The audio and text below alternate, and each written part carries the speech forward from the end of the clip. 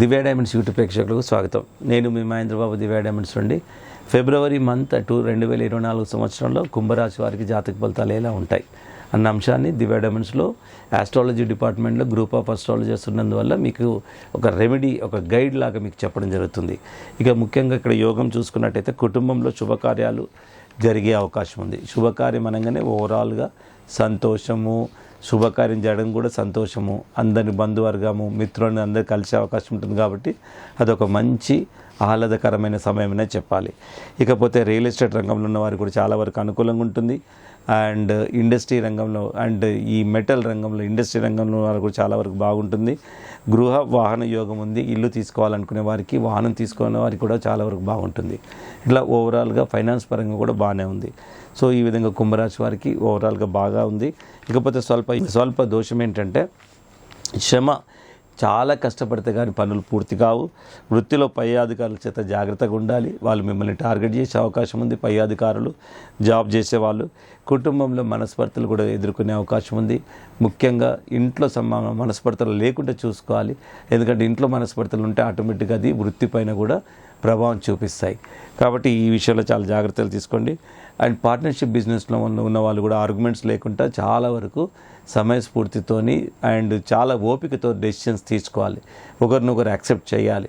లేదంటే భాగస్వాములతో ప్రాబ్లమ్స్ తప్పవు. ఇక ప్రయాణాల ముందు కూడా జాగ్రత్తలు తీసుకోండి. దూర ప్రయాణాలు చేసేవాళ్ళు కానీ, రోడ్డు ప్రయాణం చేసేవాళ్ళు కానీ జాగ్రత్తలు తీసుకోండి. కొద్దిగా ఏం లేదు, వేర్ అండ్ టేర్ అయ్యే అవకాశం ఉందంతే. ఇకపోతే ఎవరికి మధ్యవర్తిత్వం ఇవ్వకూడదు, షూరిటీ లాంటివి ఉండకూడదు.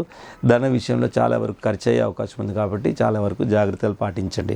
ఇకపోతే జ్యోతిష్ శాస్త్రం ఏం చెప్తుందంటే జాతిపచ్చ అండ్ వజ్రం, ఈ రెండు బ్లూ జాగర్, వజ్రం అనగానే ఎప్పుడైనా బ్లూ జాగర్ వజ్రమే పెట్టుకోవాలి. ఈ రెండు రత్నాలను ధరించడంతో పాటు దానికి తగిన పూజలు మీరు ఎప్పుడైతే దివ్య డైమండ్ సంప్రదిస్తారో అప్పుడు తప్పకుండా ఏ పూజ ఎప్పుడు ఎలా చేసుకోవాలన్నది అది మోస్ట్ ఇంపార్టెంట్. ఎందుకంటే సీక్వెన్స్ అనేది కూడా ఇంపార్టెంట్. ఇప్పుడు చూడండి, మీకు ఒక చిన్న ఎగ్జాంపుల్ చెప్తా. ఇప్పుడు మనము ఫైనాన్స్ పరంగా కొంచెం ఇబ్బంది అవుతుంది అనుకోండి, అప్పుడు ఏం చేయాలి, ఏ పూజ చేయాలి, ఎలా చేయాలి. సిక్ అయ్యాడు అనుకోండి, ఏ పూజ చేయాలనేది మీకు చెప్తాను. ఫైనాన్స్ పరంగా ఇబ్బందులు జరుగుతూ ఉంటే లక్ష్మీ గణపతి హోమం చేయాలి. అదే మీకు మానసికంగా కానీ ఆరోగ్యపరంగా కానీ సిక్ అయ్యారనుకోండి, అప్పుడు ఏం చేయాలి, సుదర్శన హోమం చేయాలి. మీరు ఫైనాన్స్ ప్రాబ్లం పెట్టుకొని సుదర్శన హోమం చేసినా లాభం ఉండదు. అండ్ సిక్ అయినప్పుడు గణపతి లక్ష్మీ యోగం చేసినా లాభం ఉండదు. అంటే ఏ పూజ ఫలం దానికి ఉంటుంది. పూజ చేయడం తప్పని అనట్లేదు, ఎప్పుడు ఏ పూజ చేయాలనేది మోస్ట్ ఇంపార్టెంట్. ఇదంతా జ్యోతిష్ శాస్త్రంలో చెప్పబడ్డదండి. అది కూడా ఎలా, ఏ రత్నం పెట్టుకొని చేయాలి. అదొక రత్నం పెట్టుకొని పూజలు చేస్తే దానికి ఆ పూజా పవర్ అనేది వైటల్ పవర్ లాగా మనకు ఇట్లా ఇది ఉంటుంది, స్టోర్ హౌస్ లాగా ఉంటుంది.